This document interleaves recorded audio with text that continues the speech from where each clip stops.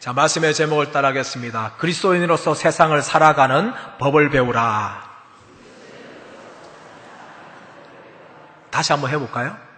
그리스도인으로서 세상을 살아가는 법을 배우라. 요즘 사람들이 건강에 참 관심이 많습니다. 건강에 관심 많으니까 운동을 많이 합니다. 새벽기도 갔다 오면 그 사이에 등산 가는 분들이 제법 보입니다. 노회 시찰에 속한 목사님들도 참 건강에 관심 많고 운동을 많이 하더라고요.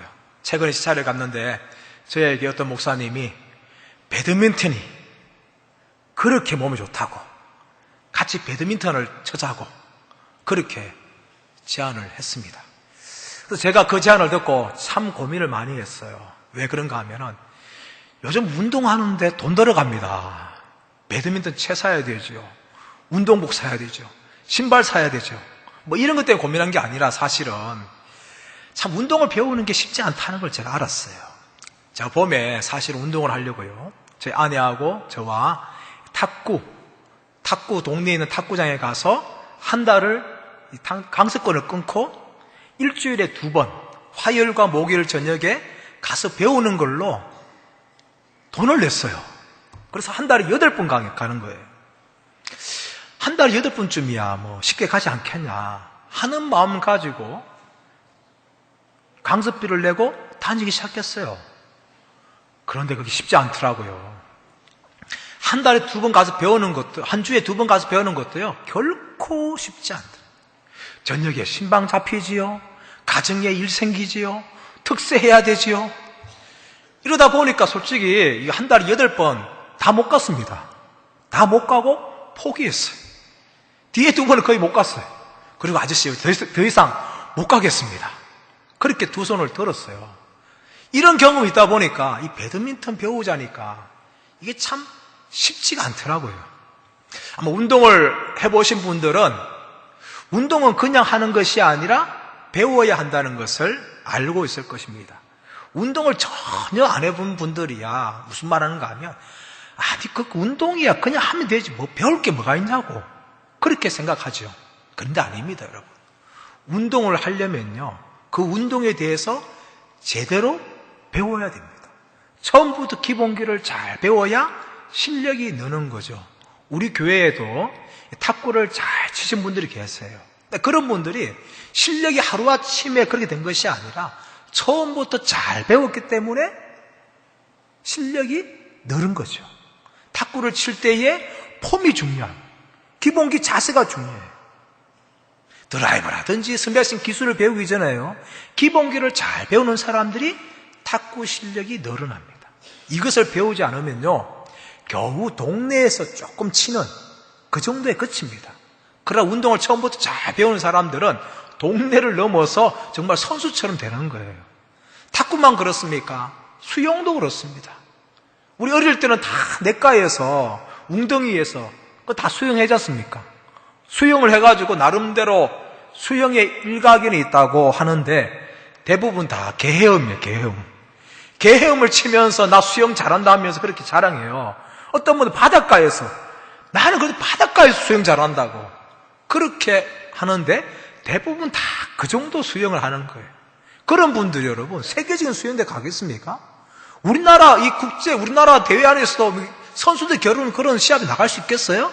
아니죠. 못 나갑니다. 겨우 동네에서 조금 하고 그리고 더 나아가서는 자기가 물에 빠지면 살 정도 그 정도 되는 거죠. 남을 구해주는 거라든지 또한 세계적인 실력이라든지 이런 것 전혀 갖출 수가 없습니다. 그래서 수영도요 처음 잘 배워야 돼요. 숨 쉬는 것부터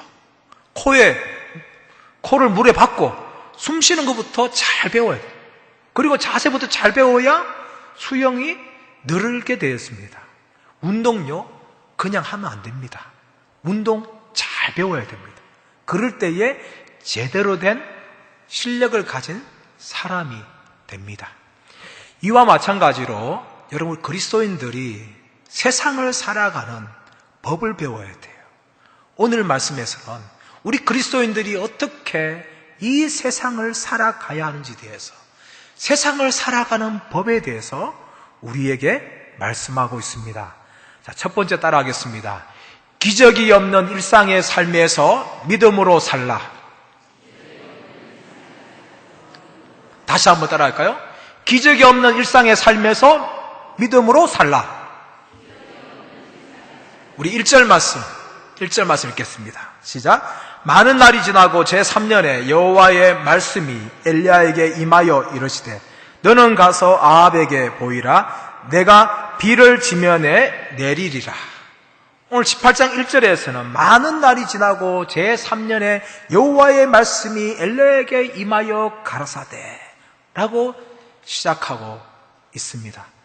여러분, 엘리야는요, 우리가 지난주 금요일 살펴보았듯이 엘리야는 하나님의 기적을 참 많이 경험하였습니다. 아합 왕 앞에서 내 말이 없으면 비와 이슬이 내리지 않을 것이다, 이렇게 선포한 후에 하나님께서 그리 시냇가로 엘리야를 숨기셨어요. 그곳에 어떻게 합니까? 하나님께서 아침과 저녁으로 까마귀를 보내서 떡과 고기를 공급해 주심을 통해서 엘리야가 굶어 죽지 않도록 풍족하게 먹을 수 있도록 아침과 저녁에 떡과 고기를 보내셨어요. 그것도 까마귀를 통해서. 우리의 상상을 초월하는 방법으로 하나님께서는 엘리야를 먹이셨습니다. 그뿐만 아니라 이 그리시네가 마르니까 하나님이 어디로 옮기십니까? 시돈에 속한 사르밧 땅으로 옮깁니다. 사르밧 땅에 엄청난 부자, 엘리야를 죽을 때까지 먹고 살 수 있는 그런 부자에게 옮긴 것이 아니라 아무것도 없는 가난한 가부, 그의 손에는 기름 한 병에 조금 남았고 가루통에 가루가 조금 남은 그 가난한 가부에게 엘리야를 보냈어요. 그리고 하나님께서 내가 이 가부를 통해서 너를 먹이겠다, 그렇게 말씀하셨습니다. 정말 그 말씀 그대로 하나님께서는 사르밧 가부를 통해서 엘리야를 먹이셨죠. 기름의 병이 다하지 아니하고 통에 가루가 떨어지지 않을 만큼 하나님께서 엘리야를 먹이셨어요. 그리고 얼마 지나지 않아서 그 가부의 아들이 죽습니다. 이 아들이 죽으니까 가부가 엘리야에게 원망하지 않습니까? 그 원망을 들었던 엘리야는 아들을 데리고 다락으로 올라가서 그 위에 몸을 3번씩이나 엎드리고 하나님을 향하여서 부르짖습니다. 하나님, 이 아들을 살려주십시오. 하나님이 그 기도를 들으시고 그 아들을 살려주셨어요. 이 사르밧 가부를 통해서 하나님께서는 바알이 풍요의 신이 아니라 하나님께서 복을 주시는 분으로 보여주십니다. 아무것도 없는 사르밧 가부를 통해서 하나님께서 엘리야를 풍성하게 그렇게 먹이셨습니다. 신약에 나오는 오병이의 기적이 이 구약에서 나오고 있어요. 그뿐만 아니라 하나님께서는 생명의 주인이라는 것을 과부의 아들의 살림을 통해서 보여주십니다. 어디 땅에서요? 사르밧 땅에서.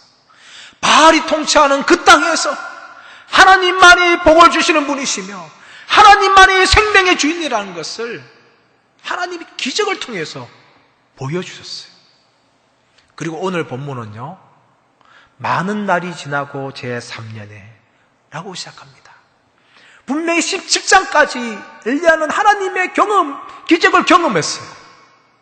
그런데 18장을 시작하면서 많은 날이 지나고 제3년에 이르도록 하나님의 기적이 없습니다, 여러분. 여러분, 우리가 기적이 왜 기적입니까? 기적은요, 웬만하면 잘 일어나지 않기 때문에 기적이라는 거예요.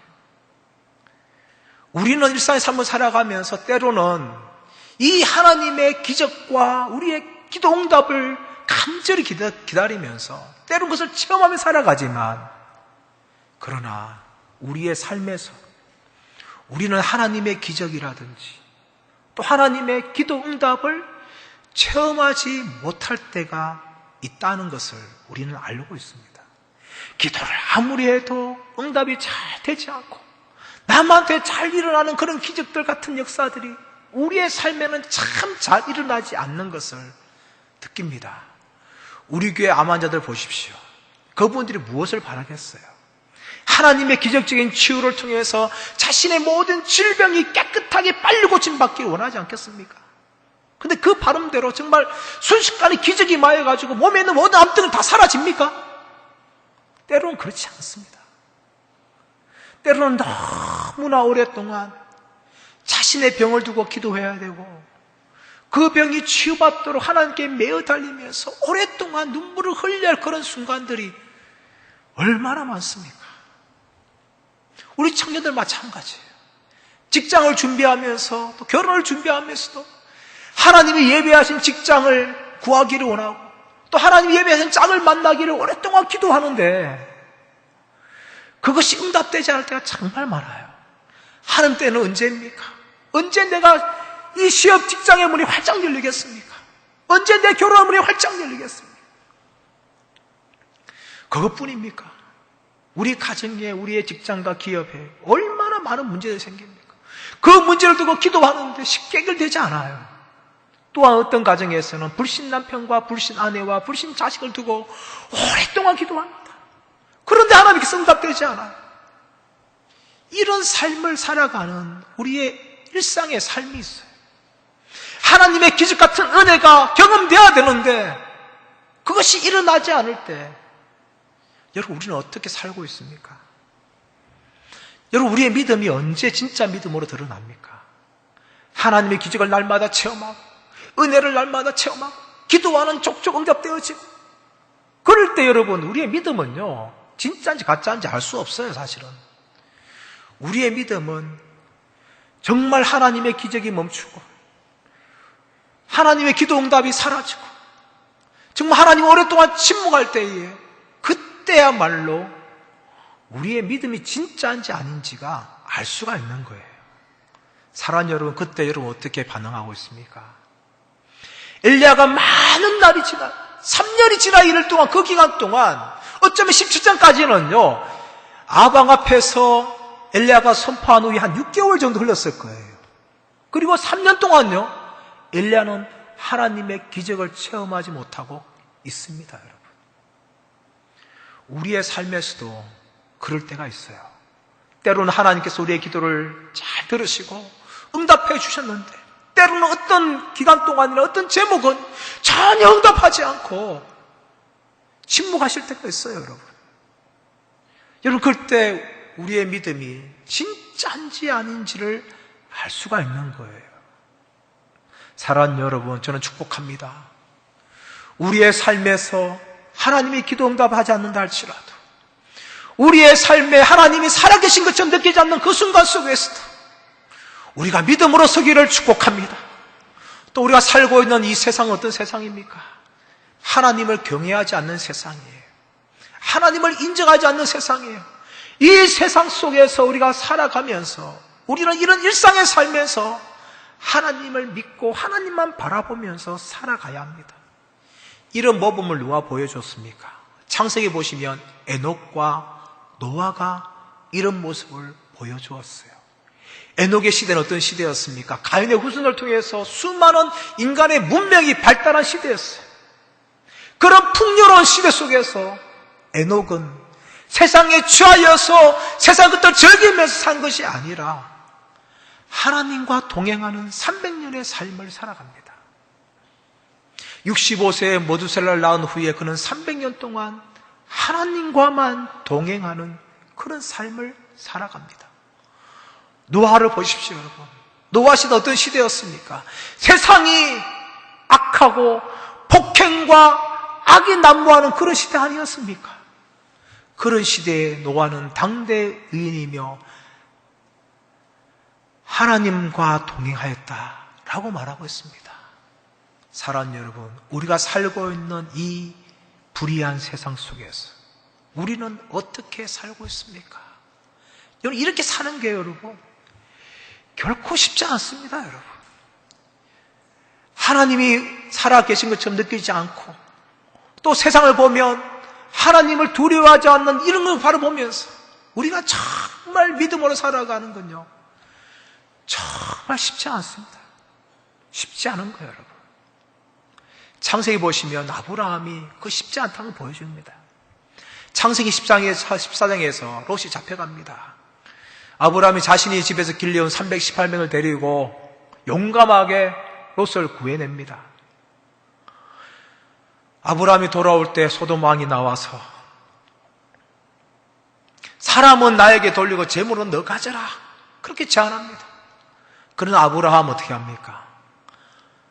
자신에게 속한 그 부하들에게만 돌아갈 것만 받고 나머지는 모두 다 소돔 왕에 주버립니다. 그건 한 개도 취하지 않았습니다. 창세기 15장에서 하나님 말씀이 환상 가운데 아브라함에게 임합니다. 아브라함아, 나는 내 방패요 지극히 큰 상급이다 하면서 환상 속에서 하나님이 약속을 해주시고 그 언약에 대한 성취하겠다는 언약 체결을 하십니다. 짐승을 2개로 쪼개고 그 사이에 하나님이 친히 타는 횃불로 친히 지나가시면서 하나님이 아브라함에게 약속하신 자손과 땅에 대한 약속들을 반드시 지킬 것이라는 그런 환상 속에서 하나님의 약속을 침합니다. 그리고 난 다음에 16장이 이어지는데요, 하나님이 침묵할 때에 아브라함은 그 하나님의 침묵을 기다리지 않습니다. 사라가 어떻게 합니까? 제안하죠. 당신이 나이가 점점 들어가니까 이제는 안 되겠어. 이제 내가 젊은 내 여종 줄 테니까 그와 동침해서 아들을 낳읍시다. 그렇게 제안합니다. 분명히 창세기 15장에서는 환상 가운데 하나님이 아브라함 약속하셨는데 아브라함은 곧 그 약속을 잊어버리고 믿지 못하고 사라의 제안대로 하갈을 취하고 이스마엘을 낳는 잘못을 범합니다. 여러분, 이것이요 아브라함의 잘못만이 아닙니다. 여러분, 오늘날 우리들의 모습이, 오늘날 우리가 이 불의한 세상을 살아가면서 때로는 하나님이 침묵할 때에 우리는 하나님에 대해서 기다리지 못하고 믿지 못하고 우리는 조바심 내며 두려워하며 염려하며 걱정하며 더 나아가서는 인간적인 방법을 동원해서 나의 생각과 욕심을 성취하려고 몸부림을 칩니다. 이게 우리의 모습이, 우리의 모습. 사랑 여러분, 하나님의 사람들은 바로 기적이 없다 할지라도, 기적이 없는 일상의 삶을 산다 할지라도 믿음으로 살아가는 것이 하나님의 사람들의 삶인 줄 믿습니다. 사랑하는 여러분, 잘 버티십시오. 잘 인내하십시오. 때로는 너무 견디고 힘들고 어렵다 할지라도 여러분 잘 인내내십시오. 에녹처럼 노아처럼 살아가십시오. 그리고 아브라함의 실패를 반복하지 마십시오. 그럴 때에 우리는 이 세상에서 끝까지 믿음으로 살아가는 사람들이 될 줄 믿습니다. 두 번째 따라하겠습니다. 차가운 현실 속에서 하나님을 경외하며 살라. 다시 한번 따라하겠습니다. 차가운 현실 속에서 하나님을 경외하며 살라. 우리 2절에서 6절 말씀 보겠습니다. 같이 읽겠습니다. 시작. 엘리야가 아합에게 보이려고 가니 그때에 사마리아에 기근이 심하였더라. 아합이 왕궁 맡은 자 오바다를 불렀으니 이 오바다는 여호와를 지극히 경외하는 자라. 이세벨이 여호와의 선지자를 멸할 때에 오바다가 선지자 100명을 가지고 50명씩 굴에 숨기고 떡과 물을 먹였더라. 아합이 오바다에게 이르되 이 땅의 모든 물건과 모든 데로 가자. 혹시 꼴을 얻으리라. 그리하면 말과 노새를 살리리니 짐승을 다 잃지 않게 되리라 하고 두 사람이 두루 다닐 땅을 나누어 아합은 홀로 길을 가고 오베다는 홀로 저 길로 가니라. 아멘. 우리가 살아가는 이 세상에서 믿음을 지키며 거룩한 왕따로 살아가는 것 참 힘든 일입니다. 결코 쉽지 않습니다. 그러나 하나님께서는요, 시대마다 거룩한 왕따들, 하나님을 경외하는 사람들을 시대마다 두었습니다. 그것이 무엇인가 하면 남은 자 사상이에요. 남은 자 사상. 남은 자 사상은 구약 시대부터 흘러가면서 오늘날 신약의 성도들이 진정한 남은 자입니다. 주 예수 그리스도를 믿는 말미암아 끝까지 주님의 재림을 준비하는 성도들이 바로 남은 자들이에요. 이런 남은 자들이 시대마다 있습니다. 오늘 본문에서도 하나님이 남은 자를 두셨습니다. 그 사람의 이름 누굽니까? 오바댜입니다. 따라해 보겠습니다. 오바댜. 이 발음이 잘 안 돼요, 여러분. 여러분, 이 오바댜는 어떤 사람입니까? 오늘 본문에 보면 첫 번째로 그는 하나님을 지극히 경외하는 자라고 말합니다. 우리 3절 말씀 읽겠습니다. 시작. 아합이 왕국 맡은 자 오바댜를 불렀으니 이 오바댜는 여호와를 지극히 경외하는 자라. 이 오바댜는요, 여호와를 지극히 경외하는 자라는 평가를 받습니다. 근데 공교롭게도 여러분, 이 오바댜, 이 사람의 뜻이요, 여호와를 경외하는 자라는 뜻이에요. 다시 말하면 뭡니까? 그는 자신의 이름값을 하면서 북이스라엘에서 살고 있어요. 자신의 이름이 하나님을 경외하는 자예요. 근데 오늘 3절 말씀 보니까 어떤 평가를 받는가 하면 그는 여호와를 지극히 경외하는 자라, 이렇게 평가받고 있어요. 여러분, 우리가 삶을 살아가면서 우리가 우리 이름값 하는 거 정말 쉽지 않습니다, 여러분. 옆에 분 인사하고 해볼까요? 혹시 이름값 하면서 살고 있습니까?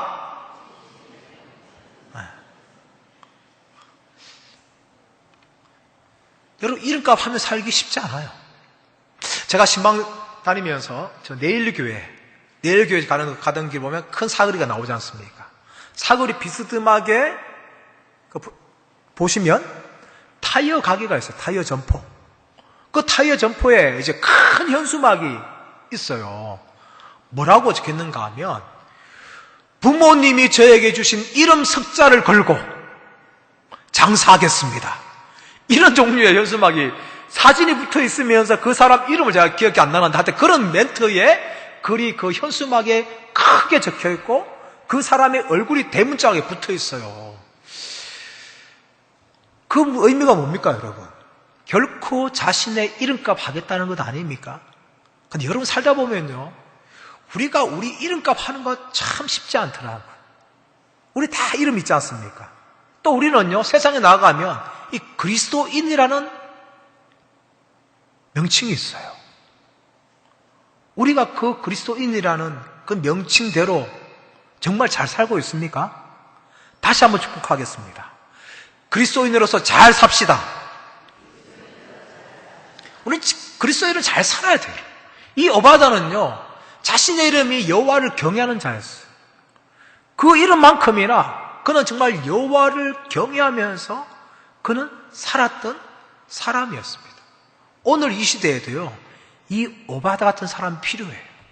우리가 살고 있는 삶의 현장에서 다른 사람들이 우리를 보면서 정말 저 사람은 하나님의 사람이다, 정말 저 사람은 예수 믿는 사람이야, 이런 평가를 받아야 되지 않겠습니까? 이 오바댜는요, 오늘 성경을 통해서 하나님을 경외하는 자는 이런 평가를 받았습니다. 두 번째, 이 오바댜는 어떤 사람이었습니까? 하나님의 선지자를 숨겨준 사람이었어요. 우리 4절 말씀 읽겠습니다. 4절 시작. 이세벨이 여호와의 선지자들을 멸할 때에 오바댜가 선지자 100명을 가지고 50명씩 굴에 숨기고 떡과 물을 먹였더라. 여러분, 이 오바댜는요, 굉장한 재력가였습니다.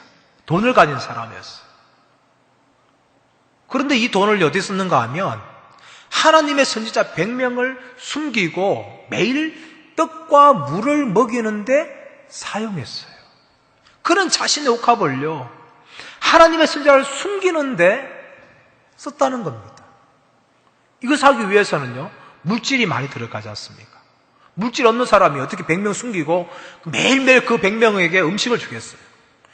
그는 물질이 많은 사람이었지만 물질보다 하나님을 더 사랑한 사람이었습니다. 그리고 더 나아가서는요, 이것을 하기 위해서는 자신의 생명을 걸어야 됐어요. 이런 아합이 어떤 사람이었습니까? 바알만을 숭배했고 하나님의 선지자들을 죽이려고 한 사람이 아합 아닙니까? 그 아합 왕을 너무나 잘 알고 있었어요. 그렇다면 여러분, 이 일을 하기 위해서는요, 혹시 들통나면 죽을 수 있다는 것까지도 각오해야 됐어요. 그는 그만큼 하나님의 선지자들을 숨기고 공급했던 사람이었습니다. 1994년도에 유명한 영화가 개봉되었습니다. 그 영화의 제목은요, 신들러 리스트. 벌써 23년 전이에요. 혹시 보셨습니까? 그 영화 내용이 어떻습니까? 나치가 독일을 침공하지 않습니까? 침공하는데 독일이 아니라 나치, 밤이라서 죄송합니다. 나치가 독일인데, 이 나치 독일이 폴란드를 침공합니다. 그 폴란드에 신들러라는 사람이 있었어요. 이 사람은요, 기회주의자였어요. 그는 자신의 이익을 위해서라면 수단과 방법을 가리지 않았어요. 그래서 그는 마음 가운데 유태인이 경영하는 그릇 공장을 자기가 경영하고 싶었어요. 나치에게 뇌물을 바칩니다. 수단과 방법을 다 동원합니다. 그래서 유대인이 경영하는 그 그릇 공장을 자기가 인수하게 되었어요. 편하게 먹고 살 수 있는 조건들이 다 갖추어졌어요. 얼마든지 그걸 편할 수 있었어요. 그래도 어느 날 유태인 회계사인 스턴이라는 사람을 만납니다. 이 사람을 통해서 나치가 유대인들을 학살한다는 소식을 들었어요. 그 말을 듣는 순간 그는 내 일 아니야. 나하고 무슨 상관이 있어. 유태인이 죽든지 말든지 내가 무슨 상관이 있어. 그렇게 처음 생각했어요. 또 그렇게 살려고 했어요. 근데 양심의 소리가 계속해서 자기의 마음을 울립니다. 그래서 그 마음 가운데 유태인들에 대한 불쌍한 마음이 드는 거예요. 그때부터 그는 유태인 회계사 스턴과 함께 자신이 구해야 될 유태인 사람들을 기록합니다. 그리고 그 사람을 구해내기 위해서 독일군 장교를 만나고 한 사람당 돈으로 그래요. 한 사람을 빼서 살려주면은 돈을 주겠다. 약속하면서 나치 장교에게 접근하고 그 장교를 통해서 한 사람 구해줄 때마다 돈을 주면서 사람들을 살려냅니다. 무려 1100명을 살려내요. 이 영화의 마지막 장면이 사실은 굉장히 저한테 인상이 남는데요. 유태인 살아난 사람들이 신들에게 찾아와서 우리의 목숨을 살려주고 우리의 동족들을 살려줘서 참 감사합니다. 그렇게 감사를 표합니다. 근데 신들러가 그들의 감사를 들으면서 울부짖습니다.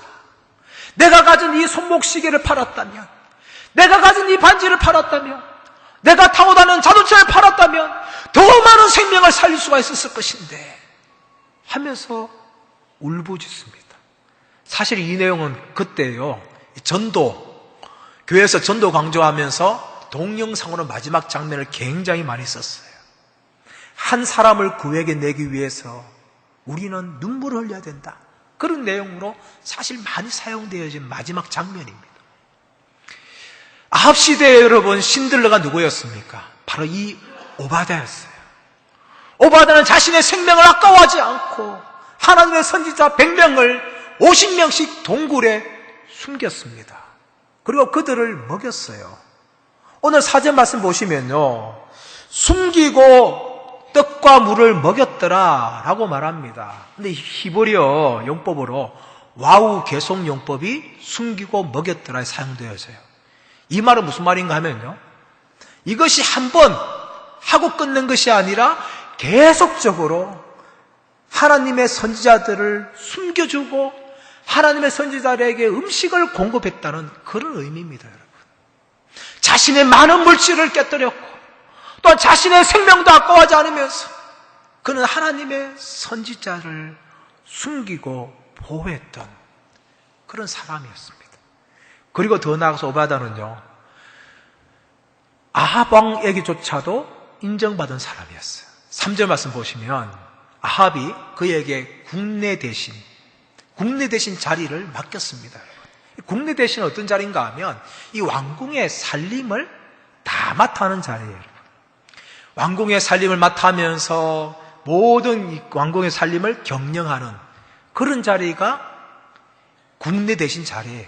쉽게 말하면요, 돈을 맡는 자리, 재정을 맡는 자리. 여러분, 재정을 맡기기 위해서는 첫 번째 어떤 사람이 되는가 하면 신뢰할 수 있는 사람이 되죠. 정직한 사람. 무엇인가 맡겨도 훔쳐가지 않는 사람. 그런 사람에게 맡기지 않습니까? 식당도 마찬가지예요, 여러분. 평소에는 식당의 주인이 다 카운터 보지 않습니까? 계산대에 앉아가지고 카운터 보잖아요. 근데 어떤 일로 출타할 때가 있어요, 여러분. 그럼 어떤 사람이 맡길까요, 여러분? 그 직원 안에서 제일 신뢰할 수 있는 사람. 그 사람에게 카운터 맡기는 거예요, 여러분. 그런 자리에 아무나 맡는 게 아니에요. 오바다는 바알 숭배자였던 아합조차에게도 신뢰를 받은 사람이에요. 더 나아가서 여러분, 신뢰뿐만 아니라 이 자리에서는요, 성실하고 최선을 다해야 돼요. 게으른 사람들 일을 못 맡깁니다, 여러분. 그 일을 맡길 때에 빈틈없이 일하고 성실하고 최선을 다해준 사람에게 중요한 자리에 맡길 수가 있는 것이죠. 오바다는 그런 사람이었어요. 그리고 더 나아가서 능력 있는 사람이었습니다. 아무리 신뢰할 만하고 열심히 일한다 할지라도 그 일을 맡을 만한 능력이 없다면 맡길 수가 없는 거예요. 저는 결혼하면서요, 일찌감치 저희의 가정 살림을 제가 맡지 않고 내무부 장관을 임명했습니다. 제 아내를 내무부 장관으로 임명하고 모든 거 다 맡겼어요. 첫 번째 신뢰할 수 있는 거잖아요. 그렇죠? 그리고 제 아내가 착하고 성실합니다.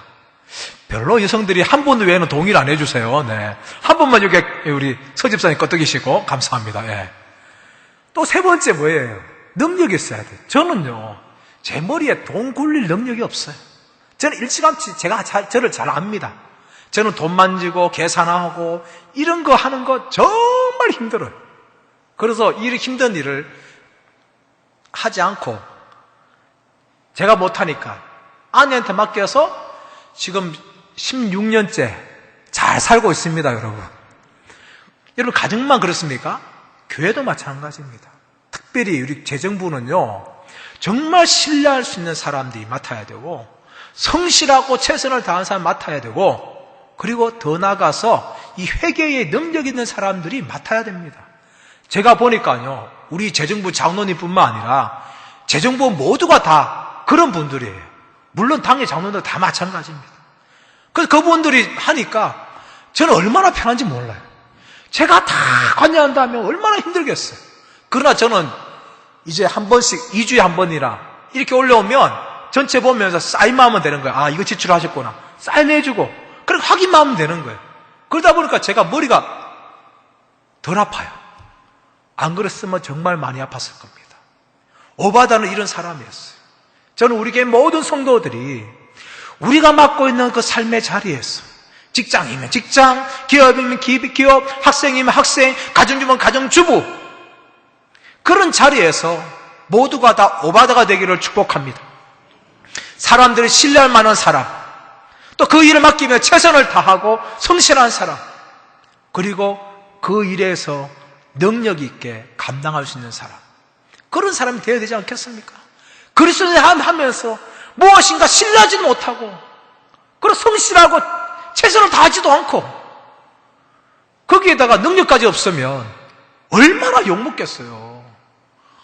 우리가 무엇을 하든지 그리스도의 영광을 위해서 해야 되는데, 오히려 하나님께 영광을 돌리기 전에 세상 사람들 욕먹는다면 이게 얼마나 못할 일입니까, 여러분? 그래서 저는요, 우리 교회 성도들이 정말 이 시대에 어느 자리든지 간에 오바다처럼 그렇게 쓰임받는 하나님의 사람들 되기를 축복합니다. 우리가 살고 있는 이 세상 결코 따뜻하지 않습니다. 차갑습니다. 냉정합니다. 약육강식이에요. 이런 차가운 현실 속에서 오바다처럼 철저하게 하나님을 경외하는 믿음의 사람들 되시기를 예수님의 이름으로 축복합니다. 세 번째, 따라하겠습니다. 악한 세상에서 불의한 자를 두려워하지 말라.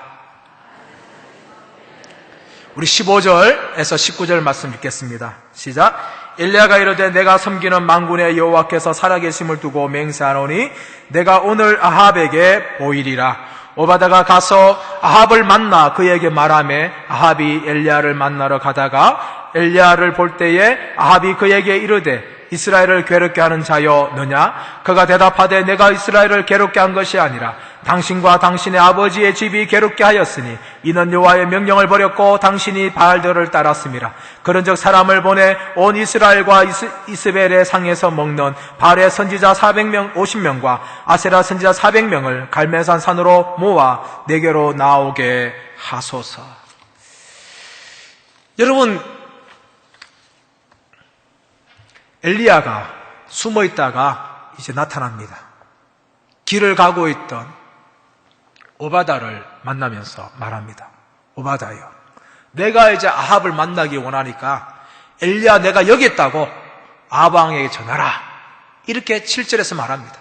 그러니까 오바다가 무슨 말 하는가 하면, 엘리야 선지자요, 당신은 성령에 끌려서 순식간에 사라지는데 내가 아합 왕에게 여기 있다고 전했다가 당신 없으면 저는 죽습니다. 제발 제 목숨을 불쌍히 여겨주세요. 당신도 알지 않습니까? 제가 하나님을 경외하기 때문에 선지자 100명을 숨기고 먹인 사실을 당신도 알고 있지 않습니까? 제발 제 목숨을 불쌍히 여기십시오. 그렇게 말할 때에 15절에서 엘리야가 내가 섬기는 만군의 여호와의 이름으로 내가 너한테 말하니까 내가 떠나지 않겠다. 너는 속히 아합 왕에게 전하라. 그 말을 듣고 오바다가 아합 왕에게 가서 엘리야가 나타났다고 전합니다. 안 그래도 온 나라를 다니면서 단날까지 다니면서 엘리야를 찾았던 아합은 한 걸음으로 엘리야에게 달려갑니다. 그리고 17절에서 무슨 말을 하는가 하면 이스라엘을 괴롭게 하는 자여 너냐? 이렇게 엘리야에게 말합니다. 여러분, 이 말은 무슨 말입니까? 이스라엘이 지금 비가 오지 않아서 가뭄으로 고통당하는데 이 모든 가뭄의 원인은 바로 네 놈이다. 이렇게 엘리야를 향하여서 원망하는 거예요. 여러분, 괴롭게 하다는 이 단어가요, 어디에서 사용됐는가 하면 여호수아서 7장 25절 아간의 사건 때 기록되어졌어요. 아간 때문에 이스라엘 백성들이 아이성 패배에 당하지 않습니까? 많은 사람이 죽지 않습니까? 그리고 제비 뽑아서 아간이 범죄한 것을 알았는데 하나님의 심판을 통해서 아간을 괴롭게 할 것이다 할 때 그 괴롭게 하던 단어가 여기에서 똑같이 사용되어지는 거예요. 지금 아합은요, 엘리야 때문에 이스라엘 백성들이 괴로움을 당하고 있다. 바로 엘리야가 아간이라는 것을 지금 정죄하면서 원망하면서 엘리야에게 말하고 있는 거예요. 여러분, 이 말이 사실입니까? 말이 되는 이야기입니까? 아닙니다, 여러분. 무엇 때문에 이스라엘 땅에 가뭄이 왔습니까? 왜 하나님의 심판이 임했습니까? 그것은 엘리야 때문이 아니라 아합과 그의 집안의 바알 숭배 때문에 이스라엘 땅이 가뭄에 고생을 하는 거예요. 그런데 이 아합은 그것도 알지도 못하고 엘리야가 원인이라면서 정죄하고 원망하는 어리석음을 행하고 있습니다. 여러분, 이것이 악인의 모습이에요. 악인은요, 결코 자신의 잘못을 알지 못합니다. 자신의 잘못에는 전혀 알지 못하고 모든 것이 다른 사람 탓이라고 그렇게 다른 사람을 향해서 원망합니다. 이게 아합의 모습이에요. 오늘날 우리의 모습 어쩌면 때로는 그렇지 않습니까? 많은 사람들이 이런 실수를 하면서 살아갑니다. 자신의 눈에 있는 덜보는 보지 못하고 남의 눈에 있는 티를 보면서 정죄하면서 원망하는 모습이 바로 이 아합의 모습이었어요. 이런 아합을 향하여서 엘리야가 무슨 말을 합니까? 엘리야가 담대하게 말합니다. 이 모든 원인은 나 때문이 아니라 바로 당신과 당신의 집안의 우상 숭배 때문에 임한 것이라면서 담대하게 말합니다. 여러분, 엘리야가 이렇게 말하면 분명히 죽을 수도 있습니다. 그러나 엘리야가 왜 이렇게 담대하게 말합니까? 그것은 바로 15절에서 엘리야가 고백하는 하나님이 어떤 하나님인지를 말하고 있어요. 15절 우리 볼까요? 15절 시작. 엘리야가 이르되 내가 섬기는 만군의 여호와께서 살아계심을 두고 맹세하노니 내가 오늘 아합에게 보이리라. 엘리야는 자신이 섬기는 하나님은 어떤 하나님이라고 소개하고 있습니까? 바로 만군의 여호와 하나님. 여러분, 이 단어가 어디서 사용되었습니까? 사무엘상 17장에서 다윗이 골리앗 앞에 나아가면서 너는 칼과 단창으로 나에게 나오지만 나는 만군의 여호와, 이스라엘 군대의 여호와의 이름으로 내게 나아가노라 하면서 나아갔던 다윗의 고백이 아닙니까? 다윗은 골리앗과 싸우면서 자신이 믿는 하나님이 만군의 여호와 하나님, 이스라엘 군대의 하나님이라고 그는 고백하면서 골리앗과 싸웠습니다. 바로 이 고백이 바로 엘리야의 고백이에요. 다윗이 믿었던 그 만군의 여호와 하나님을 엘리야는 믿었고, 그 하나님 믿었기 때문에 아방 앞에서 담대하게 고백할 수가 있었습니다. 사랑하는 여러분, 우리가 믿는 하나님을 어떤 하나님이냐, 그 신인식, 다시 말하면 하나님에 대한 정의가 우리의 삶을 달라지게 합니다.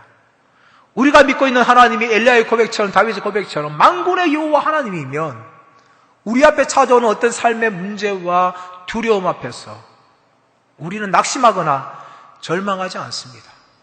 왜냐하면 어떤 문제보다 하나님은 크시고 그 하나님은 충분히 우리 모든 문제를 해결할 분이 믿기 때문에 그 사람은요, 두려워하지 않는 거예요. 그래서 내가 믿는 하나님이 어떤 하나님이냐? 하나님 한 분인데 사람들은 참 다양하게 하나님을 믿어요. 어떤 분은 엘리야처럼 그 하나님이 만군의 여호와 하나님을 믿는 하나님이 있다면, 또 어떤 분은요, 아주 작은 하나님을 믿어요. 하나님을 그렇게 믿으면요, 어떤 문제를 만난다 할지라도 그 문제를 이겨낼 수가 없어요. 하나님 주신 능력을 받아야 되는데 어떻게 하나님이 작은 분이면 문제 앞에서 그 문제를 이길 수가 있겠습니까? 그럼 우리가 믿는 하나님은 내 앞에 있는 문제보다 크시고 그 문제를 충분히 해결할 수 있는 분이라면요, 우리는 그 하나님을 의지하고 그 하나님 믿고 모든 장애물을 넘어갈 겁니다. 여러분, 어릴 때 생각해 보십시오. 여러분, 어릴 때 동네 아이들과 참 잘 싸웠지 않습니까? 싸우다 보면 나 자신보다 덩치가 큰 아들이 있고 또 동네 형들도 있었어요. 여러분, 그럼 때로는 덩치 큰 아이들한테나 아니면 동네 형들한테 맞지 않습니까? 맞아요. 그럼 그때 어떻게 합니까? 한마디 합니다. 우리 아버지 불러올 거야. 우리 형 불러올 거야. 그렇게 하면 어떻게 합니까? 게임이 끝나는 거예요. 그 동네 형아보다, 자신보다 더 큰 친구보다 더 큰 아버지를 데려오든지 형을 데려오든지 삼촌 데려오면요, 거기서 게임이 끝나는 거예요. 여러분, 애들 다 도망가는 거예요. 우리 애가 삶을 살아가면서 어려움 당할 때에 우리가 믿는 하나님이 크신 하나님, 능력의 하나님, 그 하나님 믿고 그 하나님께 부르짖는다면 그 하나님이 어떻게 하시겠습니까? 우리를 도우실 줄 믿습니다. 정말 우리의 삶에서 어떤 문제를 당한다 할지라도 그 문제를 넘어서고 이길 수 있는 힘을 줄 줄 믿습니다. 여러분, 우리는 그 하나님 믿어야 되는 거예요. 여러분, 지금 엘리야는요, 아방, 북이스라엘의 최고의 권세자보다 더 큰 하나님, 만군의 여호와 하나님 믿었어요. 여러분, 그 하나님 믿고 의지하니까 이 불의한 아방 앞에서도 그는 담대하게 선포하고 있는 것입니다. 사랑하는 여러분, 이 믿음 있기 위해서는요, 우리가 믿는 하나님이 만군의 여호와 하나님이어야 합니다. 여러분, 이 하나님 믿을 때 우리도 엘리야처럼 담대하게 살아갈 줄 믿습니다. 여러분, 이제 결론의 말씀을 맺기를 원합니다. 이 세상에서 그리스도인으로 사는 법은 어떤 법입니까? 여러분, 때로는 기적이 없다 할지라도, 또 하나님이 침묵하는 삶 속에서도 우리는 믿음으로 살아야 하는 것입니다. 더 나아가서 여러분, 차가운 현실 속에서도 우리는 끝까지 믿음을 지키면서 하나님을 경외해야 합니다. 그리고 어떤 상황을 만나다 할지라도 내가 믿는 하나님을 끝까지 의지하면서 살아가야 됩니다. 우리가 살고 있는 세상은 악한 세상이에요. 이 악한 세상에서 불의한 자들이 우리를 공격하고 우리를 넘어뜨리려 한다 할지라도 우리는 끝까지 믿음으로 서야 합니다. 그럴 때에 우리는 이 세상에서 그리스도인이라고 사람들로부터 인정받을 것입니다. 그걸 하나님도 인정하실 것이고 우리 자신도 그 믿음으로 살아갈 때에 승리할 줄 믿습니다. 다시 한번 여러분 무장하시기를 축복합니다. 우리가 살고 있는 세상 결코 만만치 않아요, 여러분. 정말 죄가 가득하고 얼마든지 예수 믿는 사람들 협박하고 위협하는 세상입니다. 이런 세상에서 우리가 만군의 하나님, 그 크신 하나님을 믿음을 통하여서 앞으로 전진하는 저와 여러분 되시기를 예수님의 이름으로 축복합니다.